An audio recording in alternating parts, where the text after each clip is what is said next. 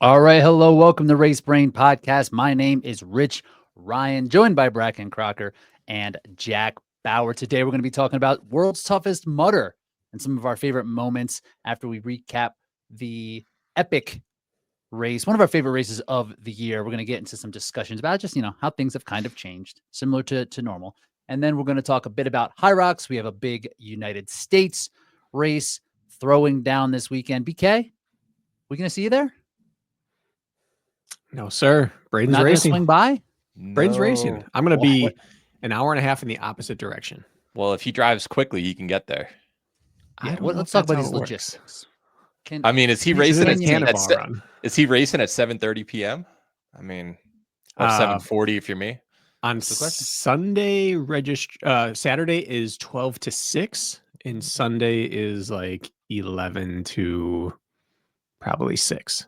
I mean, Oh, it's call a me two-day. crazy. You said an hour and a half in the wrong direction. 6 o'clock. You leave right at 6 o'clock. You're getting there at start time. At what Wrong time? direction from 7:30 Bracken's house, not p.m. from Chicago. I believe is what okay. he means. So it's probably about Gotcha. 3 hours. Yeah. Okay, never mind. Yeah, still lame. The 2-day thing. It's very lame. Very. I get one HYROX in the Midwest a year. Yeah. You got world championships. Is that this year? Do you set yours by the Gregorian calendar or the HYROX or the Spartan calendar?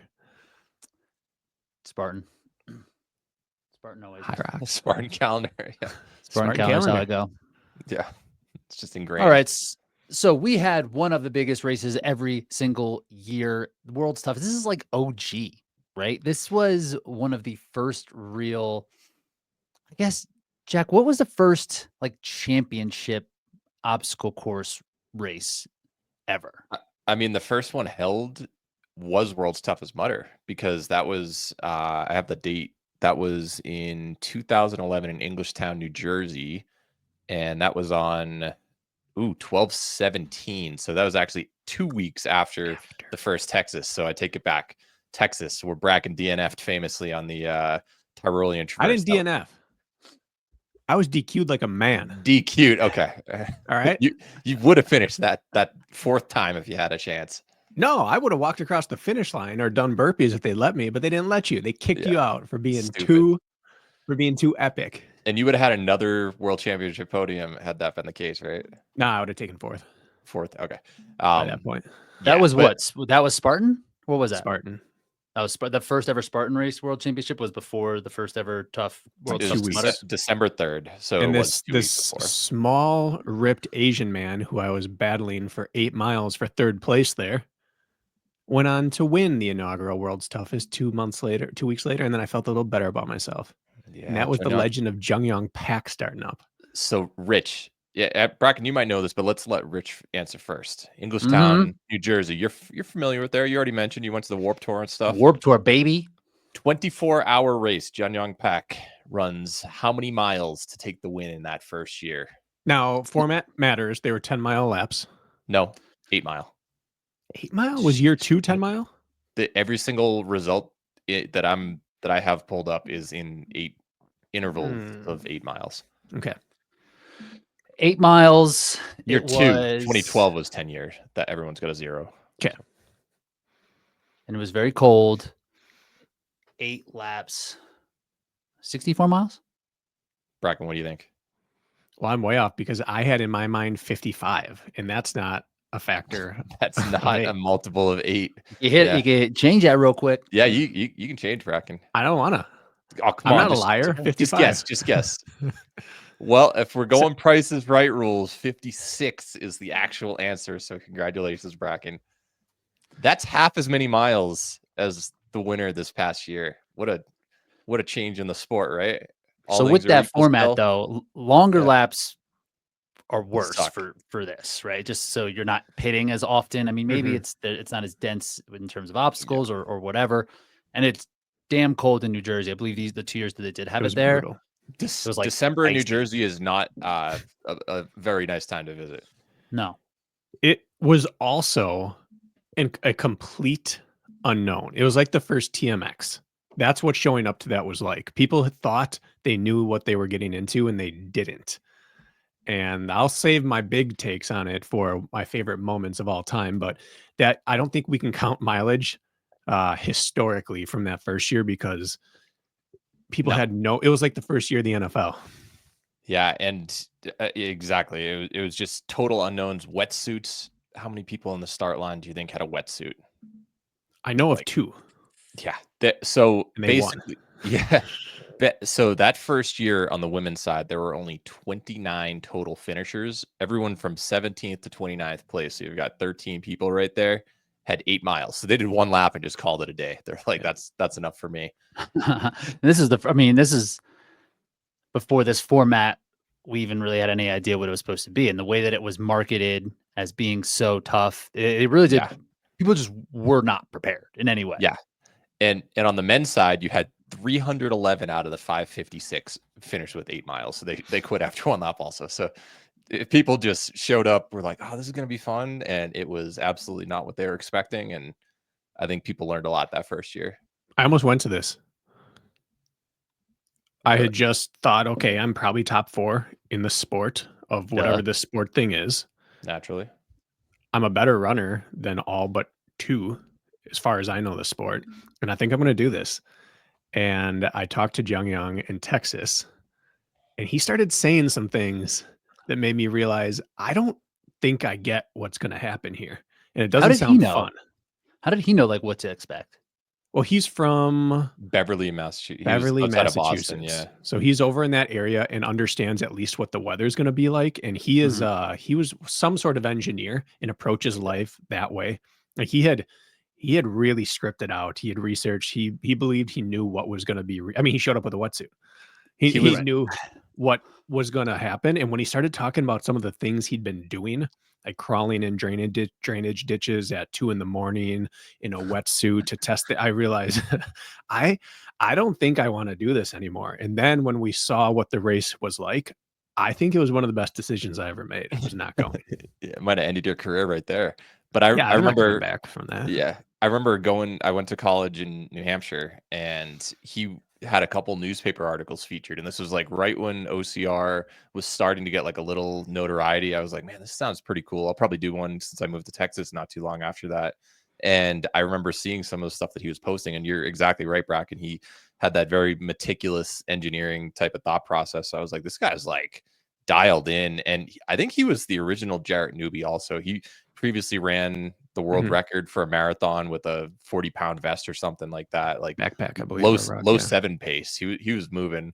I think he Where was is he on he's like 312 or something. Yeah. Where's he on the white trash rankings then? Well, he's Asian.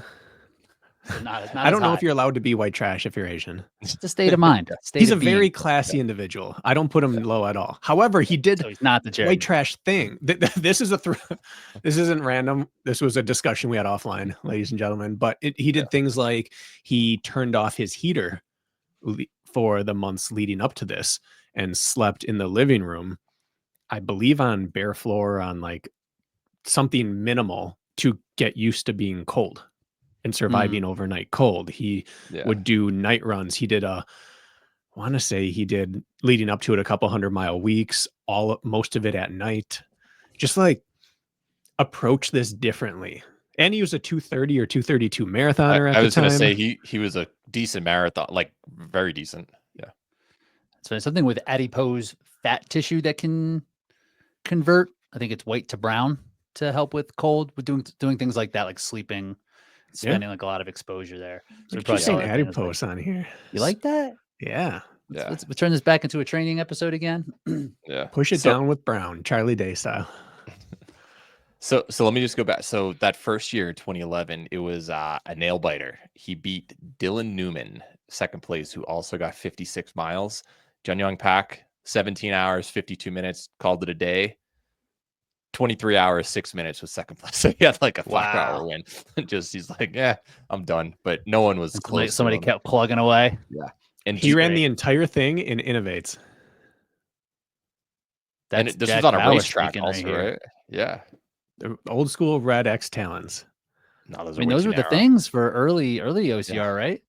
Yeah, but I'm asphalt running. What year again? 2011. 12. So we were in it when it comes to minimal. Yeah. Like how that was better. Yeah, it was minimal. Hobie Call did that. We were in there. Like, yeah. that year was that race that year 2 weeks prior, seeing Jung Young, Josiah Middaugh, and Hobie at the World Championships in Glen Rose, Texas. Or was it Claiborne that year? It was Glen Rose. Glen Rose. First year. Yeah. That was the first time I saw a pair of Innovates. Hobie was in. I think this was back when he was still in the Adidas XCS spike list before he went to Nike Waffle. And then Josiah was in some sort of cross country spike, and Jung Young was in the X Talons, and that changed my footwear life that day.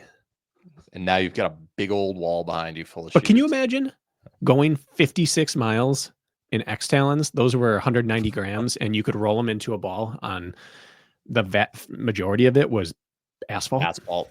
Truly thought that was better if we like back then. I mean, It was drainage. He chose did it for all the- drainage. and he probably did all of his training in them, right? So Yeah. he's probably used to just that type of pounding. Because I can't believe it. I don't think that I bought my first pair of trail shoes until like 2014.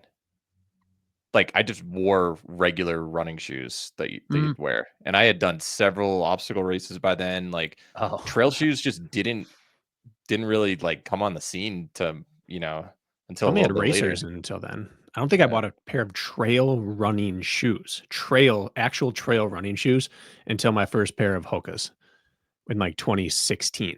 Yeah, maybe it was was probably later. around then too, Yeah. just because of It's in road I was shoes. yeah, Or I was in OCRs where I got racers. them. Yeah. Weird. All right, let's talk about these results really quick, and then we're going to touch on a little bit more of the history of World's Toughest Mudder and some of our favorite moments, our best memories from this event. On the women's side, it was Nikki Koromba taking 95 miles. Jenny Stipe, Knee This is Overstreet. formerly Overstreet. Yep. formerly Overstreet, and then Sarah Tucker, who I believe was top 10 last year as well. She's had a couple good showings here at WTM, rounding out the podium. On the men's side, we had Michael Schott. How's that? How you say that? Yeah. Shot. Michael Schott with 1:15. Crazy number there. Josh Fiore, who was a Spartan Ultra 24-hour previous world champion, right? 2017, yeah. Christian Brown Johnson with 105. Grant Thompson ran 100. Hunter Holbrook, Andrew Robinson, Matthew Mullins, Brian Beal, and Joe Rucco all ran 100 miles. That's 9 people over 100, which has to be the record, right? If you want to get into the stats, we can. Oh, let's get lead into with the stats. Let's lead it. All right. I'm going to do a screen share right here. Great. Speak into reality. Yeah, a little easier than me just talking about it. Okay. So, all right. You guys see this? Let me add it. There we go. All right. So we'll talk about finishers after. So, yeah, 115, 110, 105. Yeah, basically, this is the first year besides 2021 when you had every single distance, but no one ran 95 that year. But yeah, by far, 6 people with 100 on the dot this year. The previous record was 4 last year, 3 a couple years before that. And then it was just rare prior. And you had 5 at 95 just on the doorstep. This was a very, very high amount of people who ran a lot of mileage on the men's side. If we're looking, we have 87 people ran at least 75 miles. Even in that year, 2021, with probably the next most, that only had 50. So just a massive difference. And then on the women's side, yeah, 95 miles, which is the second most ever this year. Chris Rogowski got her 100 in 2022. But then across the board, like 7 with 75, the previous record was 4. You had 3 at 80. That's happened a few times. 2 at 85. That's happened a couple times. So this was reasonable, I guess, on the women's side, but it still looks like it's a little bit of a high year because you have a lot more who ran 65 than normal. And you also have to look at participation, because that's going to tell the story about like how many people have the chance to actually do that. And if percentage, I didn't look at the percentage, but I didn't have time for that. But I looked at like how many people actually ran this year, and this was a record low for the men's side. You only had 470 finishers solo. And then on the women's side, you had 122, which is like pretty consistent over the past 5 or so years, but big drop. Looks like peak was about 2017 That was the record, right? 2017. That's when Batrus ran. That was one of the Nevada No. courses. No, Or no? Batrus was Oh, 21. 2021 Sorry, in sorry. Yeah, I Laughlin. screwed that up. Where So was yeah, 17? 2017 was in Las Vegas. Okay. Yeah. Okay. Got But it. if we're looking at the number of finishers, you can see right here, like it's just low, 470, the old low. You had more people in that initial year on the men's side Hmm. than you did this past year. So, all right, we got a few things we can talk about. Thanks for these stats. These stats are Yeah. just rocking. Got me Yeah, thinking yeah, about a lot of things to talk about then. So, in terms Before you of go, I don't like to compliment Jack a lot because I don't think he deserves it. yeah, agreed. But naturally. you could do an entire episode off those stats. It's For well sure. fascinating to aware. me. Yeah. For sure. We're not going to, Jack. You don't deserve that. Yeah, but yeah, you yeah. could. Ah, I So think you're just complimenting me because you're not gonna beat my partner this year for HYROX. let's talk about this course and kind of what we picked up from the coverage, what we heard from everything. What can we attribute this to? Just not being as cold? The format has changed. I honestly wasn't super dialed in. I probably watched like an hour and a half or two of total coverage, just skimming through it here and there, and just refreshing the leaderboard constantly, like we usually do when these type of events are up. But I think the format, I don't know when it was introduced with the golden carabiner and that kind of stuff, when you can skip obstacles towards the end. I know that Chris Rogloski did that in order to get her 100 miles. She was strategically saving some of them to skip it when things got really tough towards the end. But I don't think that was the case in the early years. And that probably made a big difference when, people are just failing more and more and more. You lose your confidence. You have to do all these penalty loops. There goes your mileage. And now that it's allowed to skip some of these things, I think that that's what's resulting in higher mileage consistently. That's not my takeaway, but it is a correct one. The carabiner system changed everything, but with Rich's point, I think it, in conjunction with the weather, changed it drastically.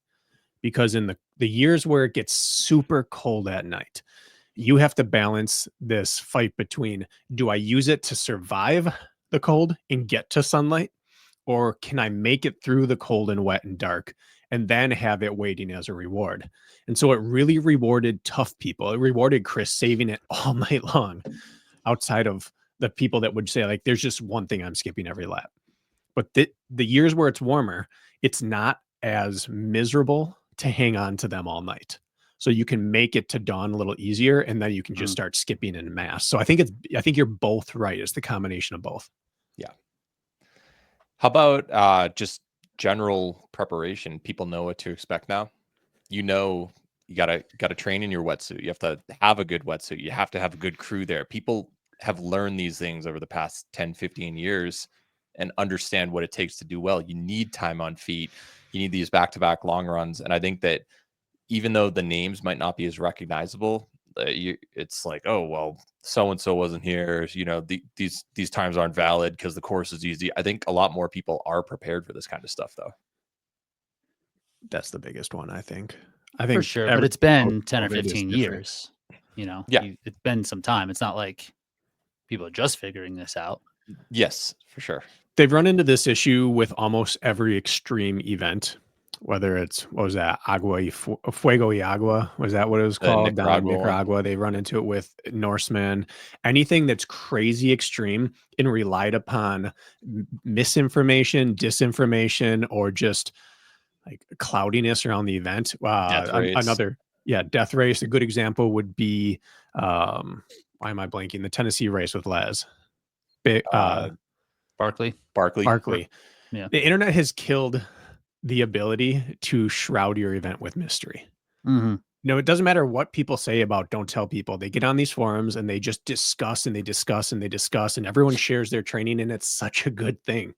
But now people know exactly how to prepare for this. And now, since COVID, ultra running's become way bigger for our community. People are they know they can run this far and they know how to train for it. Yeah, because these are very impressive results. They are. Very we get impressive. numb to it, I think. Yeah. People sometimes forget how hard it is to just run 100 miles in under 24 in a hours. day. Yeah, it's like not a small feat. Not to mention all the people with 90, all the people with 75. Yeah. This is serious. These are Yeah. all very serious distances. Yeah, if we're just looking at 100 miles, so let's look at fourth place, Grant Thompson. He was 24 hours, 20 minutes. So basically on the dot, he averaged 14:36 mile pace over the course of this run. So he's going 4 miles an hour, including obstacles, including pit stops. Like that's faster than a brisk walk for an Yeah. entire day in a row while just constantly beating yourself up. It's an accomplishment just moving that far. The obstacles are so draining, both energy and time. Pulling yourself up backwards, up a long, steep ramp underneath a cargo net, there's just no reprieve there, but you're bleeding out time.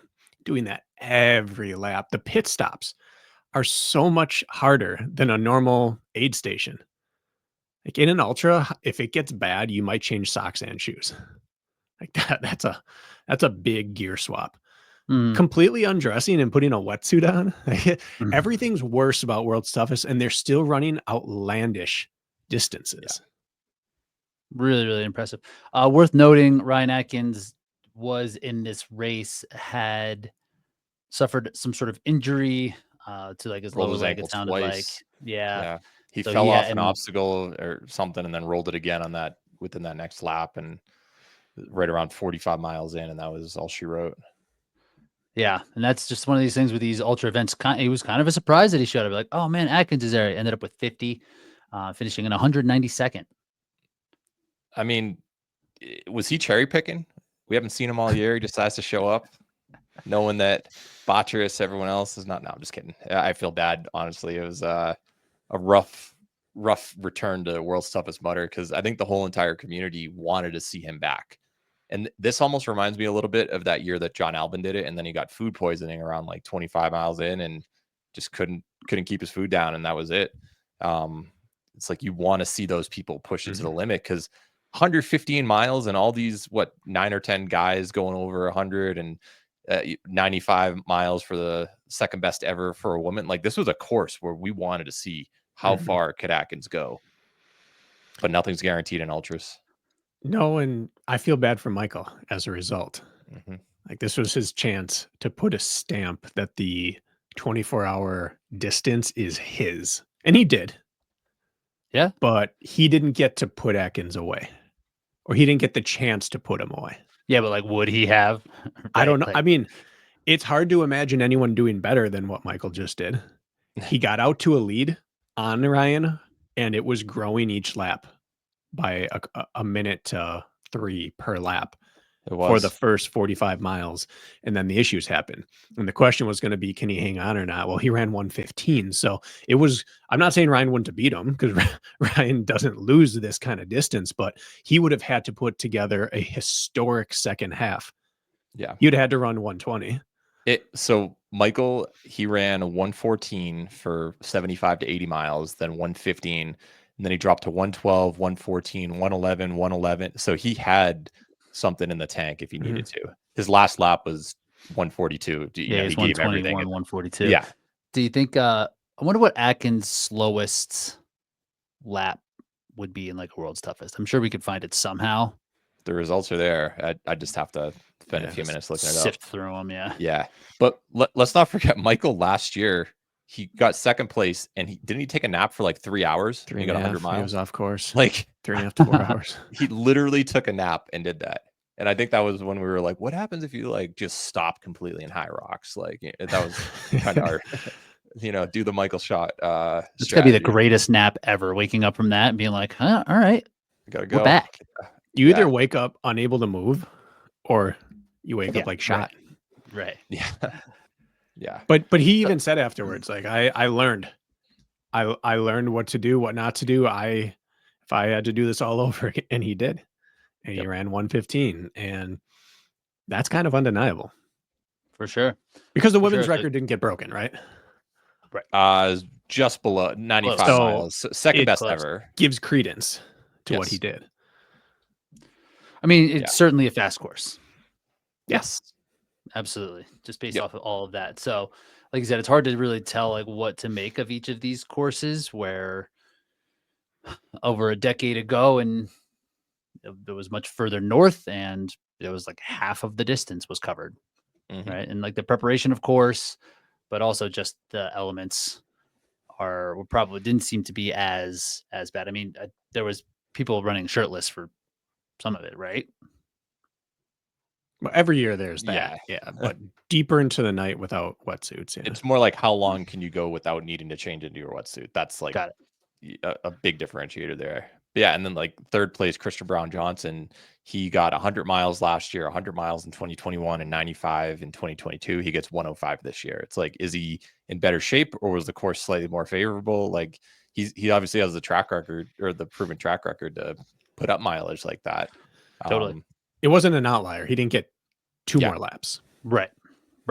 That's like right. And we're This talking was a about historically great density of field and a Mhm. historically low participant list. It's a interesting, like, I don't know. I don't know I don't know what to make entirely of it. Like, is it dead, or is it the best we've ever seen?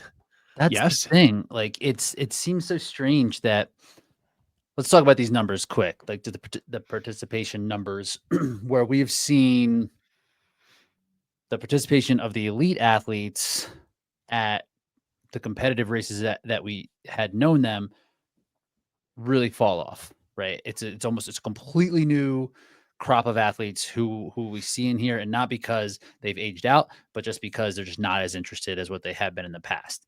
And they're not financially rewarded like they used to. And they're So not it's no incentive. Yeah. right. But in terms of the number of those people versus the total number of participants is very small when we're talking about the elite athletes. The health of the sport is, or not sport, of the event seems to be okay. The participation is growing in terms of Spartan, at least, and like people are getting back out on the course. Is World's Toughest more an event for the people who would be kind of in that elite, sub-elite field versus the everyday athlete? Because the two numbers, like you would think that if participation is up as a whole, that would be okay for World's Toughest. But are those athletes still like the ones who want to be competitive to a certain respect? So is it closer to the elites than the mass participation athletes? Or Yeah. why was it so low? I was trying to make sense of this. My first take is that we just may be not giving these people their flowers. Like, early on, if any of these top 10 people did what they had done this year in the first 6 years of this event, they'd be superstars. They'd be household names. And For now they're sure. just like, name the top 10 without looking. Most people can't do that. I can't do that right now. And so they're getting punished for being in an era where the famous names stopped going, but they may be every bit as good as the famous names. We just don't know it. But the other piece is that we were always spoiled in OCR in that the very best at any given distance were the very best at any given distance. Like, the best For people in the years. world at the sprint were also probably the best in the world at a beast. And half of those were also the best in the world at 24 hours. And that's not the case right now because of who's coming out. But it also is, we thought it'd be good to have specialization in this sport. But what it really means is that we're not taking the people seriously who have specialized. Yeah, I mean, for how many years we had Killian run over 100 miles of World's Toughest Mudder and win the Stadium Series in the same year. We had Atkins win the 3K and the World's Toughest Mudder in the same year. Amelia Boone won stadiums and sprints, and she was multiple-time World's Toughest Mudder champion. We were so accustomed to having these are the good people, regardless of the distance that you were running in OCR. And now it's like, hey, there are some really good 100-milers. They might not, like DJ Fox, for instance. He won this a couple years ago, and he doesn't really do too well in the Spartan scene. Like he's not going to hold his own in the sprint, but he is tougher than virtually anybody and can just keep going and going and going. Might not have the foot speed, but he'll outlast you. And that's kind of what this event has turned into. And I think that using the term elite, we're kind of gearing it towards like the standard distances, not the ultra distances, because these people are elite at that ultra distance. We're just not used to them being some of the more notable names anymore. So why about that? What about like the masses? Hundreds of less people that finished. It's surprising because this wasn't even a hard thing to do. It's like, oh, winter's coming. It's in the fall. It's 45 minutes outside of Tampa, roughly. easy to get to. It's in Florida. It's going to be warm. It's like, this is a good location, honestly. It's not hard to travel to. Yeah, what are the people who were doing it 5, 7 years ago? Are they not getting new participants, and they're just the older one, the previous athletes are just not returning? Or is there some sort of are they doing something else? Are these people doing HYROX, or focusing their time there who Yeah. may have been doing World's Toughest? Like, what's happening? Why are these numbers down? Yeah, that's a good point. I can only speak to the people I work with, but I said on here before, this is the first year I had no one there. And it kind of seems like this is the type of event that's difficult to get up for year after year after year. The diehards do it, but the one notch below diehards, it's like it takes so much of your soul, and it takes months to really truly get over it afterwards, that it needs to be a spectacle event with a ton on the line, either money or the associated spectacle and novelty and just like joy that comes with having all the best people there.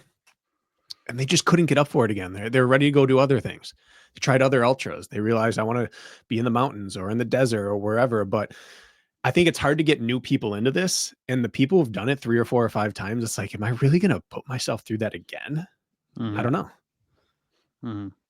Just with so many other options, and like this is kind of, we've got Chicago, Dallas, like several US HYROX events, and that's kind of like the new thing. It's like, are you really wanting to be on the shelf for 1-2 months, whatever, feeling bad when you have an opportunity to race this new thing for a change? I bet some people that played into their decision. It's probably just more the new people that would have been doing World's Toughest are either doing just ultra running by itself, or they're doing hybrid racing or something, right? I agree. They never once actually stepped into this arena, where if it was 7 years ago and this was the big challenge or the big fun thing that could do, because that's not great.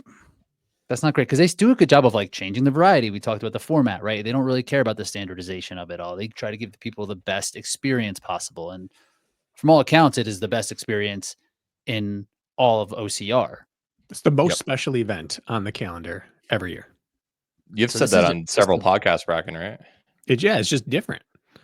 But I think, though, that means this is ripe to go overseas. If the people are voting with their wallets, then look, like, we have people coming over from overseas and winning, going top 5s, top 10s. I think they have a bunch of maniacs over there who will come out in droves and do this thing for a year or 2, and then you can bring it back if you want. Kind of like Trifecta Worlds. Yeah. They are doing this, right? England? Yeah. England in June, which is a great idea. Pretty shocking. If the numbers are down for no reason other than just maybe general fatigue from the people who had been here doing it, you got to take it somewhere else. Yeah. You have to see if this is still a viable option for the masses in general, and seeing if we can plop it down where OCR is popular in the shorter distances. Like, it seems like the right move. Yeah. Let me pull this up. Just keep stalling for a sec. I've almost got a number that will be relevant. I've been injured, so I've been doing a lot of indoor stuff. I'm watching a ton of things, and right now I'm going through the Vince McMahon documentary on Netflix. It's kind of fascinating. I've no interest in wrestling, but it's fascinating. But his big thing that he keeps coming down to is listen to what your audience is telling you and give them that. And if you can't, give them what they don't know that they want. And then, but he just like keeps changing his product constantly to match what's going on socially, going on in the world. He just gives people, if they boo someone, he turns them into the heel. If they cheer him, he turns them from the heel into the baby face. Like, he just doesn't care what he has to change to keep giving the people what they want. And Spartan has done almost the dead opposite of that for like 5 years. Right. And Tough Mudder, this decision seems to be listening. We gave them a different location. They didn't want it, apparently, deep enough. Like, the masses didn't want it. So let's take it overseas. It's growing overseas. Let's take it there. That seems to be listening to the pulse of the community and giving them what they claim to want to do. Yeah, I think it's smart. I think it's a good call. Okay. I'm going to do another screen share just to have this. Rich, just enable it. Rich, he just bodied you. Bodied. All right. This is actually relevant. Demanded it. It's already enabled. Jack just doesn't know what he's doing half the time. It's already enabled. All right, you got this graphic? Yeah. Okay.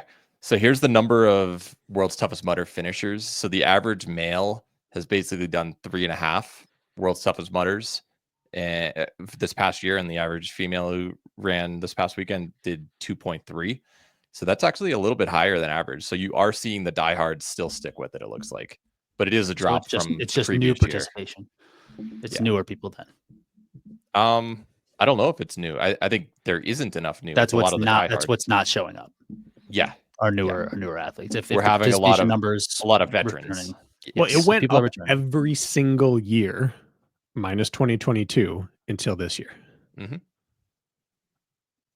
Yeah, and COVID, like it actually went up after COVID. So maybe people were like, "Hey," and this is when the ultra surge happened, like you mentioned. So that makes sense. Mhm. And then there was the dip in 2022. Where was that? 2022 was in Alabama. Maybe that just kind of just didn't have the same appeal. And then 2023, Texas went up, and then this year in Florida kind of dropped a little bit. But yeah, it's just interesting to see. I wonder how that's going to be impacted going over the UK. I bet numbers go way up. I bet they get over 1,000. I'm taking the under. Yeah. Really? I'll go ahead and take the under It's, there. it's novel. Think it's going to double? I think that you're going to have do. people who were Think reluctant it's going to be like the come best over year to the- ever?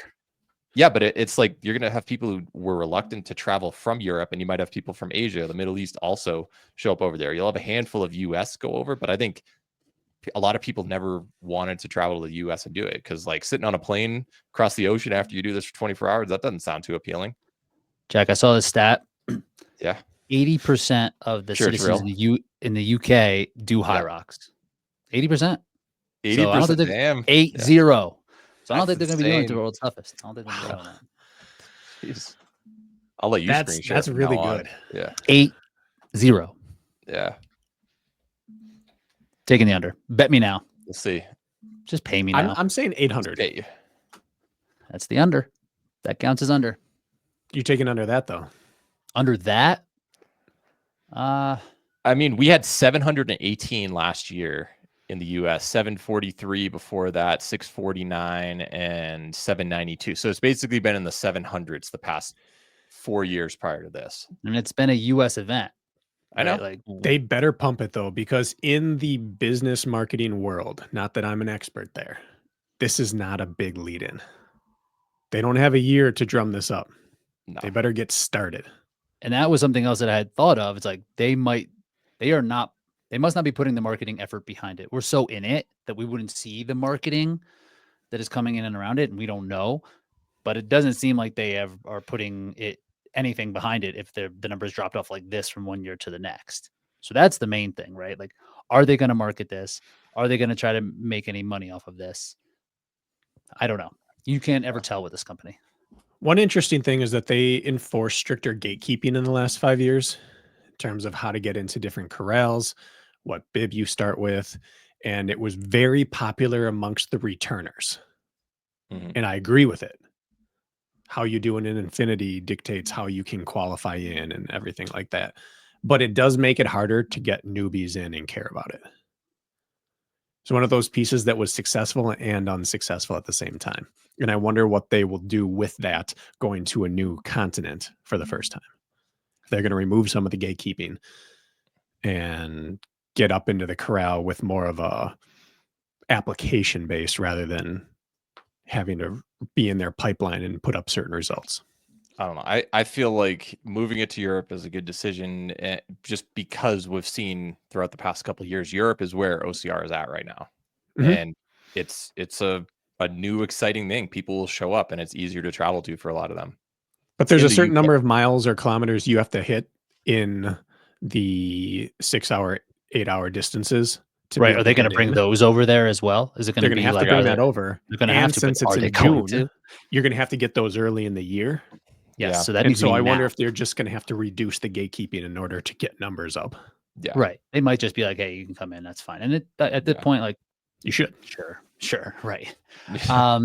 Is ultra running as popular like not like I know sky running, mountain running is very popular in Europe, but that might just be for the elites. Is general ultra running 24-hour races, is that as popular in Europe as it is here? 24-hour, I don't know. Because But if you look at bigs, 50K plus, super well represented throughout the world. The backyard ultra championships, it is popular. They have their big fell running, not necessarily the fells, but bagging peaks or doing big mountain running, like the Spine Challenge, things like that, sell out every year. So they have history of this. They run in grittier weather than we do for their ultras for the most part. They may be really well suited for 24 hours of wet, cold obstacles. Yeah, are they interested in this type of suffering rather than bagging peaks and seeing awesome landscapes? Because that's not what was huge over there. That's true. They invented suffering on the course. Should they do like a little honorary, try to get Mr. Mouse in here, you know, have a little play on this course just to bring back the original tough guy? I think they should. It's Tough Mudder, but you bring everyone. I think they should try to bring the past champions back. I would try to make this a spectacle event and make it as big of an event as possible to entice as many people over as possible. Similar to Alula. You can float the travel of like half the number of people you did to Alula. You can make it a pretty top heavy field. And I think that mid pack will still come out. All right. Over under 1.5 years that it will be at the Grantham, England site. Because we had 3 years in New Jersey, 4 years Vegas, 2 years in Georgia, and then 1 Laughlin, 1 Alabama, 1 Texas, 1 Florida. Seems like now they're doing the 1 year cycle, but previous to this, there was a lot of 3s and 4s. Just judging off of the regime of Spartan that now operates World's Toughest, and they're impatient with any product that they put out there, I'm going to go ahead and take the under. Under? Okay. Bragging. It's a fool's errand trying to guess what Spartan's going to do. Give me the over. They're going to throw it out and do something completely different. That's what they're going to do. I'll take the under, but I think they're going to stay in the UK. They might not go to the same venue, but I could see them sticking in Europe and then going to a different UK location. All right. I wonder if they're going to partner with anyone like Nuclear Race over there that already does a hyper endurance event, and if they're going to use some of that local infrastructure to do things, or if they're just doing their Tough Mudder thing by themselves. Not sure, but yeah, we so forgot to give a shout out. Yeah, I was just going to say we forgot to give a shout out OCR report. They had 24 hours of coverage. Like it was pretty solid for what they needed to, or for such a massive event. So go check that out if you want to. Big shouts. Let's talk about some of our favorite moments. What are some of the things when we think about Tough Mudder that the first things that come to mind from the past? We are only observers here. Has anyone been there? Never been there. Been there? Been a relay or anything? A team? Mm-mm. Never even been. Me neither. You should do a race brain relay. They had. Let's give a shout out to Mark Gaudet and Tyler Veerman getting 125, by the way, in the team. And they had to run together. First and last lap, like okay. Or Deca relay, but it was basically alternating. I think Mark maybe got 70 and then 65 for Tyler, I believe. It's an easy day for Mark. Easy. It's light work. Yep. Dude still can't feel his fingers from 22. Lucky to have those things. Yeah, we both drove from Atlantic City Deca Fit Champs to Philly Airport, and he was telling me about just how wrecked his body was, because that was only like 2 weeks before, and then update a year later, he was still feeling it. I'm like, that doesn't sound like an event I want to do. No, yeah, not for $15,000. Mark's like too tough. I would have bailed out. Yeah. I would have been out. I'll need fingers. We're not weak. We're smart. Yeah. That's the thing. That's what world's smartest mudder. That's what we are. Yeah. World's smartest mudders. So what are some of the things? What are we thinking? Mine might be a little different. I always think of like the blow-ups. We saw, who was it, Nicodemus Holland going out crazy one year. Like we've seen several times when people are on pace for like 150 miles, and Anthony Kunkel doing this crazy thing a couple of years ago.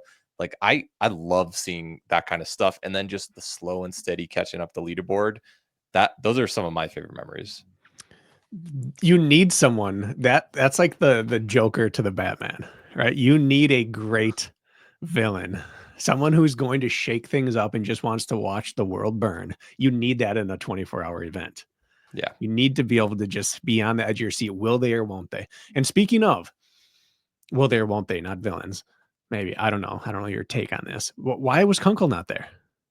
As of 2 weeks ago, he was actively preparing for this. I had Really? people that were at the gym and he showed up and is doing like a long run, coming in and out of the gym, doing obstacle related things. What happened? Got no So intel. I saw him at my gym. Like That's right. That is your three gym, weeks isn't ago. it? Yeah. He was in Ian Floyd Denver. was in there too. Oh, was he? Did you meet Ian yet? I know Ian. I know Ian well. I mean, there at the gym. I've not seen him at Arsenal, no. But I saw Anthony come in and I was like, who is that? Looks like Kunkel. What's he doing? Wait, man, that wasn't Ian. Who was that? Keep going. I gotta shout him out. Whatever. I know the people out there. But apparently he got some kind of invite to do a different race that he couldn't turn down. But he had never signed up for World's Toughest. Like when I had talked to him that day, it was like 2 weeks before. Mm-hmm. And he was like, yeah, I'm aiming to do this. I'm going down to do Savage, but it looks like another opportunity popped up for him. So that would have been Andy Boudreau. Oh, you meet Andy in the gym yet, Rich? I don't know. Potentially. Oh, he's gonna name drop, so you'll know. I don't know. Andy, listen, you go. I'm trying to connect you and Rich. Nice. Okay. He's at Arsenal. You sure? Just started up. All right. Doing HYROX stuff? He's testing it out. All right. Great. I'll be there. I'll be there later today. So I'm just looking. So yeah, I'm just looking back at some of the notable blowups, like Elmer King in 2022. Oh, yeah. 15 and a half hours. He was at 75 miles. We're like, oh man, what's he gonna do? He's and then rolling. And then same deal, like Jun Young Pak, 13 and a half hours in, he got 65 miles in 2016. That's some serious front loading right there. Josh Fiore had 71 year, Chris Mendoza 60 at 12 and a half hours. So you had some real big mysteries, and then the inevitable blow-ups. Those are some of my favorite memories. The other crazy thing, sorry, Rich, is that 60 at 12 and a half is not much different than the pace that just won it. Mm-hmm. Right. But it used to be, I mean, it still is crazy, but it used to be like, whoa, he's on pace for well over 100. I just can't imagine how that feels, right? Like, be like, I'm at 60, I'm good. And how bad you blow up in a 24-hour race, and just being like, nope. Because it probably doesn't feel that hard. Just think going 10 seconds too fast on the sled push and 10 seconds too fast on the ski. And it's like, oh, well, I'm like 16 minutes into a race. It's like, but you're aerobic doing it. That's the worst. Yeah, you're barely moving. Yeah. Like, I can do 20 less miles than this and still win. And you can't. Yeah. It's craziness. So Tyler told me his heart rate, not this past race, but previous World Toughest Mudder, he was keeping it in like the 140s the whole time. I didn't think it was going to be that high for 24 hours. That's depends on what your aerobic. I know, but still, it's not. Yeah.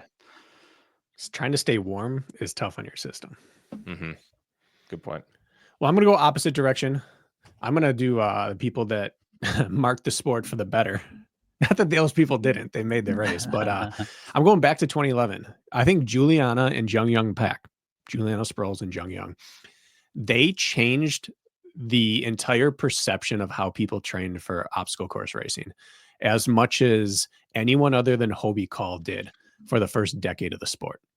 They set the tone for how this worked. And they were two completely different athletes. Juliana won off very little running and a ton of strength work and functional work. And Jung Young won off a ton of volume and just meticulously planning out atypical workouts to prepare specifically for the test.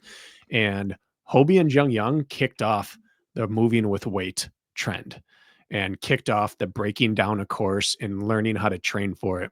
They were the first two to do things on monkey bars in the park and doing all the weird OCR work we do now. And Juliana gave hope to people that you can strength train your way and CrossFit your way into OCR.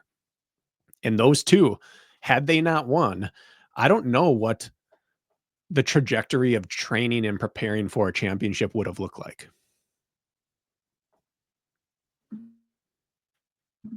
That's interesting. Just having it, looking back to where it started, and that's those two like sides never quite merged in OCR. There was always No. like seemingly Dichotomy. camps, yeah, on Yeah. like how you'd want to prepare and what got you there the best way. But they shortcut the line. It takes some visionary early on. And I don't know if Juliana was a visionary. I think she was doing something and moved over and had success, kind of like a Katie Knight, where we don't know if she was successful because of or despite. She's just like a gritty powerhouse. But Jung Young saw around the corner that no one else saw around. And it shortcut the learning process of the entire sport because he wrote up everything meticulously what he did, and then he shared it online. And it wasn't a secret. Yeah. And I think that just sped up people's learning curve through the sport of OCR, especially endurance OCR. I totally forgot that he did that. But you're bringing back memories of just like viewing his training log on some rudimentary websites back in the day. Yeah, I poured over his post-race write-ups and his training log, trying to like make sense of what did he do that I would not have done for this, and it was almost all of it. Everything. Yeah. Everything. That was such a different era. Your brother had like, what was it, a road less followed or something? I forget. He had some blog that on like different race stories that he had, but everybody's blogging back then. It's hard to find information back then. Yeah.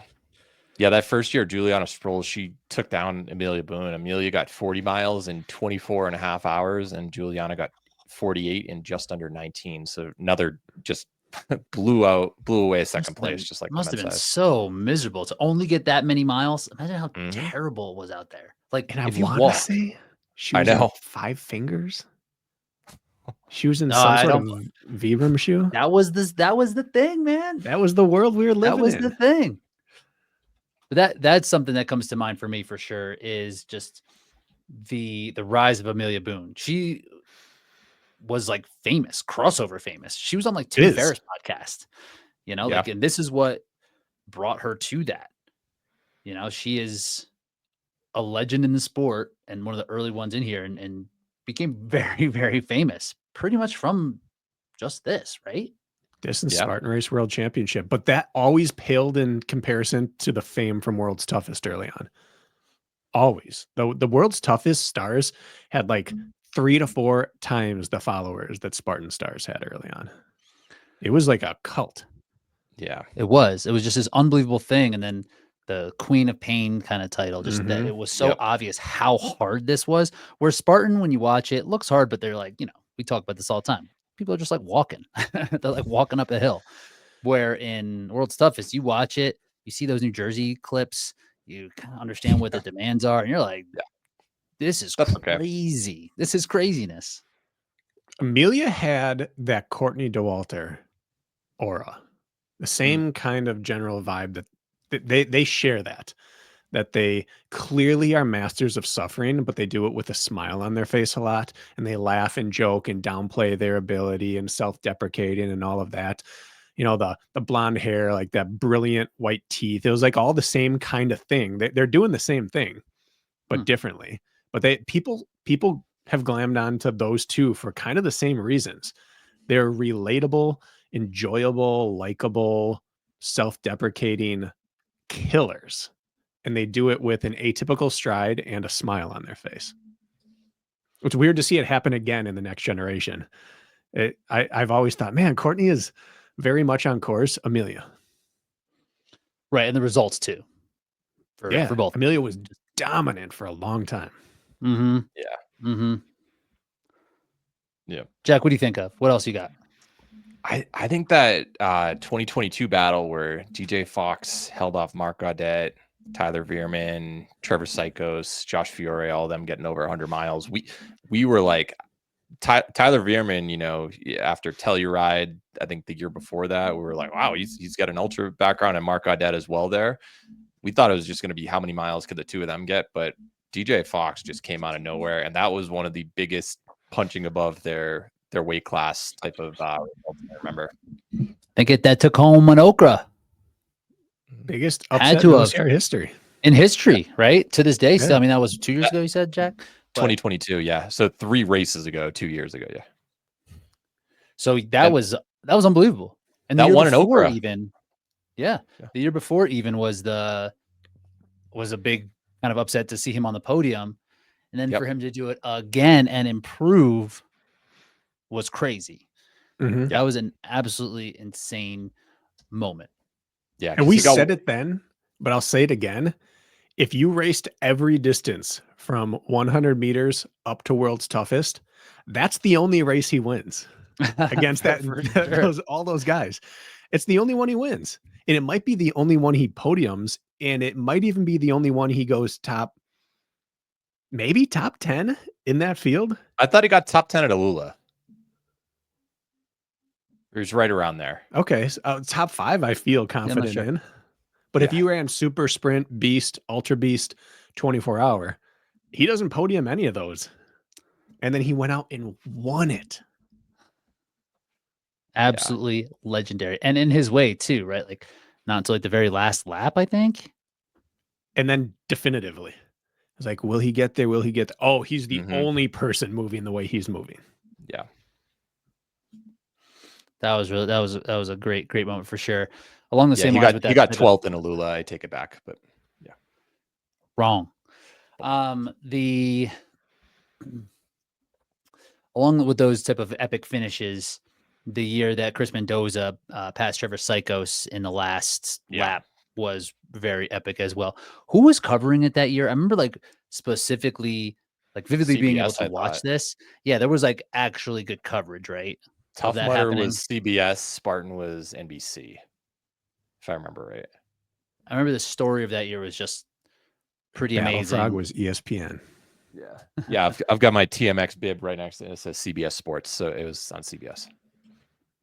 Yeah, That that was was a a moment great that I year. really liked. That was Vegas crazy. provided some of the best The sandstorm, images we've ever had of Tough Mudder. jumping off the cliff, leap of Mhm. faith, whatever I think it was called. That finish was incredible, and you could see it couldn't happen, and they got cameras on it in the past. It was perfect. It's hard to say perfect television for a 24-hour event, but that was perfect television. Yeah, they couldn't have asked for anything better for that. Sticking with Vegas, I have 2 enduring images of what World's Toughest is. And the first is Mark Botras in Vegas running what looked to be like sub-7 pace, Right. 20 hours into the race with his floppy hat on, just turning his legs over in the sand. And then the other is Rhea smiling and crying her way to just utter dominance. Like we think of machines or we think of the emotional runners, but she's both. Like she just absolutely mechanically slaughters World's Toughest, but is like an entire emotional human along the way. And for some reason, like that convergence there is so World's Toughest to me. She's untouchable, and yet she's like borderline breaking down at times. It was really cool to watch. Isn't it so crazy how Rhea almost is forgotten at this point? Everyone remembers Chris. Everyone remembers Amelia, but I don't remember a lot of people mentioning Rhea hit 90 miles and she's won multiple times. Just seems like she's forgotten a little bit. It was a no doubt who was going to win when she showed up in her prime at these things. There was no one even close. No. Mm-hmm. How many times did she win? 2, 3? I think 2. 2. I'll have to pull Plus it up. Spartan. Yeah. Yeah, she was definitively the best. Spartan she crushed. There. Yeah, Rhea Coble, 2017 and 18, she got 90, and then 75. She won both years. Those were the last year in Vegas, first year in Georgia. Not Georgia year. Ugh. Yep. Yeah. No thanks. So if we had to, let's say we were put in charge of drumming up elite interest for the 2025 June spectacle, who are the men and women you put in the field? Not for the biggest names per se, but the biggest names who will currently in this day and age battle in theory to the finish and bring out the best in each other. Who are the top, let's say 5 men and women you have to have there? I mean, Start with the women. Krista yeah, Yep. Krista Yes, for Glasky, sure. you got to have her. Yeah, she's current and she's put up the best performance ever. Mm-hmm.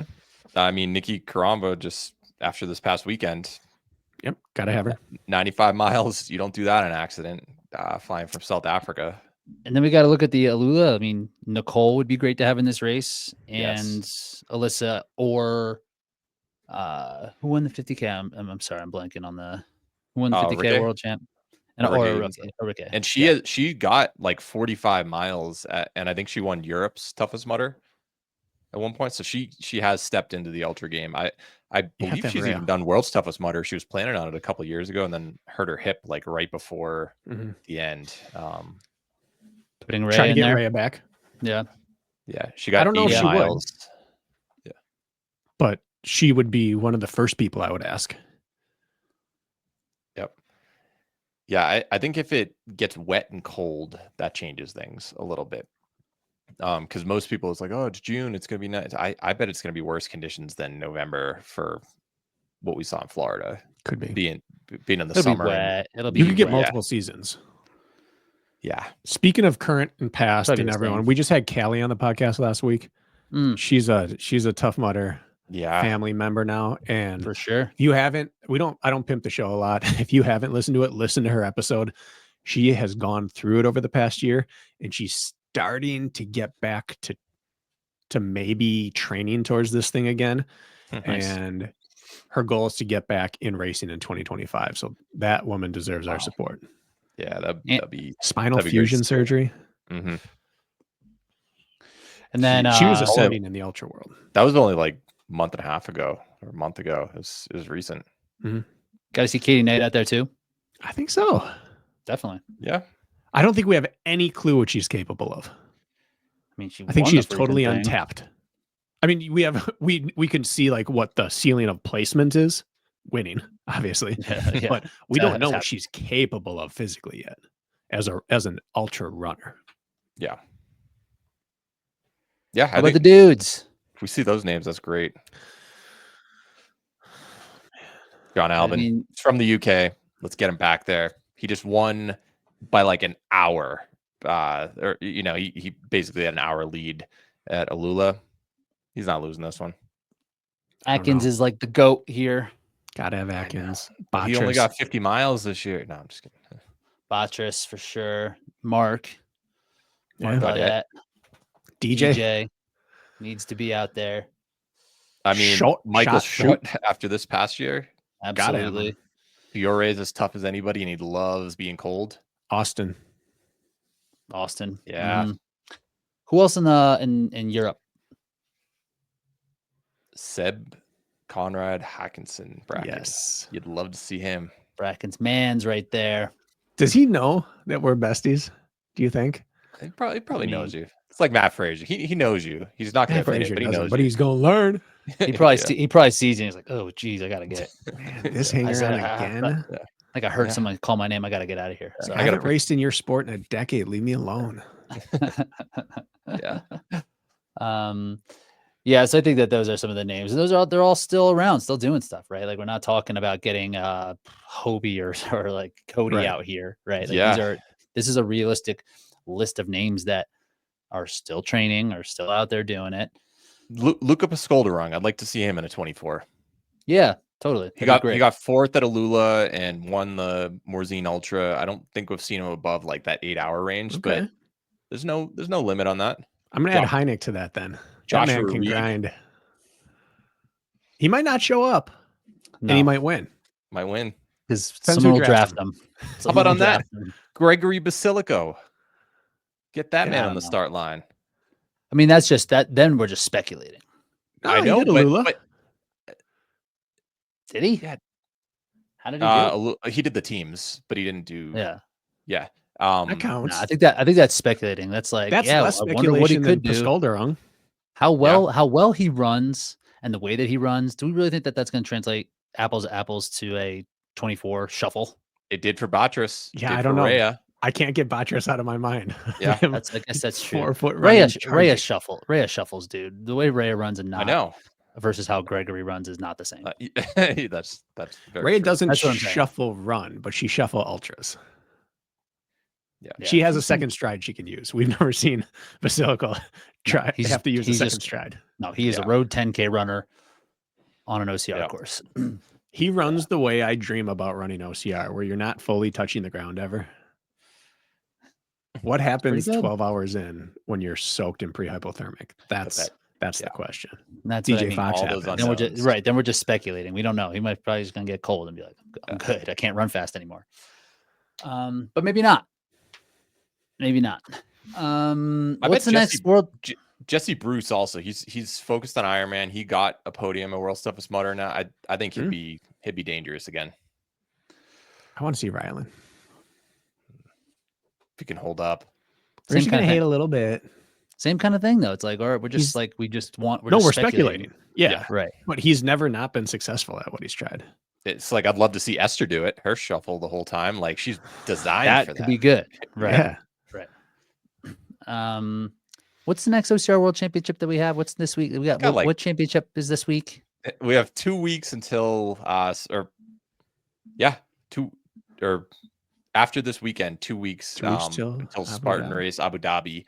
And then a week later, we have like that World Obstacle Spectacular in Dubai. So if you're already traveling over there, stick around. You should double dip. What is the thing? We talked about this the other day. Like, what is that? Distances. World Obstacle, just giving out a 1,500, a 2,500, a 5K. They've got several different distances, and they're giving away like $15,000 for the winner in some of these. I don't understand that 2,500 meter distance. 2,500 meters. It's not even like a good. It's like half of a 5K, but there's no. The 2,500 has never been run in any event ever. Yeah, it's not like a nice. It's like a 1,500's the weird event in track, but why would you add 1,000 to it? Like especially since it doesn't. It's not 2 laps of the 1,500 meter course. How many obstacles are going to have in that? That's BK's distance, right? That's where. That's a bit long. 1,500. Now Bracken probably wants like a 750 or 752, whatever your distance is. 752. Yeah. 2.5K. Less than a steeple. So what are all the distances like officially? Steeple. They have 100. Oh my goodness. Yeah, I believe it's a 1,500. Yeah, 100, a 1,500, a 2,500, and a 5K, if I remember right. You could triple. I mean, you could quadruple. Yeah. It's basically running less than a beast. Almost a super. You're getting under 10K total distance. So yeah, it's gonna hurt. But I mean, 1,000, 3K. We've already seen that happen. That's true. That's true. Right. December 4th through 7th in Dubai. So less than a week away. And yeah, 94.50, almost $10,000 for first place in the 10K. The Dubai World Obstacle Championship. Oh, there's a 10K. No, $10,000 US converted. Gotcha. Yeah. Wow. This is something. Basilico is going to make some bank in that 2-week stretch. Not even. That's going to be an 8-day stretch. Mm-hmm. Will he run that World Obstacle? Better. I mean, we'd assume it's going to be super obstacle dense. Right? I bet we'll see Sergey there. Probably. See Heineck? Why wouldn't he? Yeah, Heineck. Elisa. So people who are good at obstacles, Leon. Yep. Will definitely be there. Yep. All right, great. That's good to know. We get a week off from a world championship, and then we got 4 more weeks and 1 week off for the rest of the year. Every week for the rest of the year is a world champion. We don't need to talk being a governing body. Yeah. Right? They're a governing body. World obstacle. But they also put on a championship. Is every event they put on a world championship? Or is it just an event put on by the world body that has the word world in it? I don't know. Who knows? Yeah. It says elite athletes on a national team qualify by their national federation. Elite athletes must be 18 years or older. That's blah, a weird blah. So, yeah. All right, we're moving along. It's confusing. Is there an 8? I'm not moving on yet. I won't let that die. One question. Is there another endurance sport in the world that requires you to be 18? Well, they have a youth category, so that might be. I'd stand by that. Requires you? Probably not. Yeah, they weren't like Quincy Wilson, get out of here. Sidney McLaughlin last time. You're too young. I don't think Goofy games. Goofy. Yeah. This is ageism. All right. Are you really fast? Yup. Are you an adult? Nope. Sorry. Nope. Not good enough. Get in there. Get in your lane. HYROX Chicago this weekend. Bracken's not going to be there. Jack will be there. I will be there. Let's just look at this start list real quick. I wasn't on the list. Now I'm on it twice. Are you Ryan? Because this is a Ryan. He's a terrible sign-upper. So I do have a reason why this happened. I mean, I'm lucky to have this, but they gave us like entries for being in it last year and putting it in. And it's like you have to be approved. And then once you're approved, they send you an email. And then you have to go in and complete 2 more steps. So I just missed the approval part, and I didn't realize I had to go back in and continue on with the sign up process. So I did the part, and then I just missed the part and had to go back and do it. But I'm in the mix now. I'm in the mix. It's literally like a 3-part process to sign up for this. It's like sign up and pay. Okay, now customize. Okay, now activate. Is that Matt Choi? Yes. Guess he's in Heat 1. Matt Choi. Over under 0.5 bikes on the course. Not allowed. You gonna learn. 8. He's in Heat 1. Yep. Dan Churchill's also man. His PR is 120. That is all you need to know. he had something happen to him in his where he ran too many laps. In New York, but he was doing it over and over. Like he ran, like he would have been like a 112 or something like that. We've had a gentleman win 2 races this year from the slow heat before he could get into the fast heat. And this person ran 120, got booted from all New York City races, and then got a Heat 1. Like I'm not hating on him. Hater. That's just his resume. Yeah. Here's old Jack Bauer up here in the second heat. See at 740. I've got Mark Dorfer, and then no one else under 68. Dan Churchill, he's also influencer type. Then he's not in the first heat, so it's not all Not all I can't believe Choi got Heat 1. Mark Paulzine, who ran a 62:14 in Fort Lauderdale, is in the 750 heat. He is? Yes. That doesn't make any sense. And Austin Tenelsoff, I saw he was in the later one. Here's his partner, 66. Paul. Yeah, he's at the 8 o'clock one, but Paul's in the first one. one. That's interesting. Yeah. So I'm in Heat 2. Matt Gross. Yeah. Gross. What's Gross in? He's in the first one. He's in 69:31 PR. Taylor's in the first. Keith is in the first. There's some hitters out here, man. Samuel Gross Hebert, also hitter. What in age group pro weight? 59, 60? Yeah. But pro weight? Yeah, I think he's right around 62. 60. I thought, but I don't know. He's been putting up some times. Anyway, good to see that Matt Choi is where he belongs in that first heat above Paulzine and Jack. Your man Bruce Jackson in the first heat. Bruce will not be racing. Yeah. Bracken, do we beat Bruce last year head to head in the team race? Yeah. At this venue? Okay. Yeah. Bruce has like a microfracture or something in his leg. He's always got something. Dude hits it hard. Grayson, hitter. Grayson Kilgore out there, 730. That'll be a good one. These are some Jack, can you names. get bumped up in Bruce's spot? I've reached out to several people, but no one seems to be putting me there. So, well, I mean, like, I know it's been a long time since you've been. Oh, it has. So I looked, and there are 50 people in each of the first 3 waves, and if I sorted by PR, I'm in the top 50, even with the pathetic Miami PR from like 5 years ago. But because it's from 5 years ago, you could be a completely different person. I know you had the doubles last year. I'm gonna run hard on my own. It sucks. I wish I was able to go head to head with Keith and Cole, because I'm gonna be facing them at Decker Worlds in a couple weeks. So well. Magita out here, 730. Who else? Isaac Sanderson. He's going to be there. Nick Riker.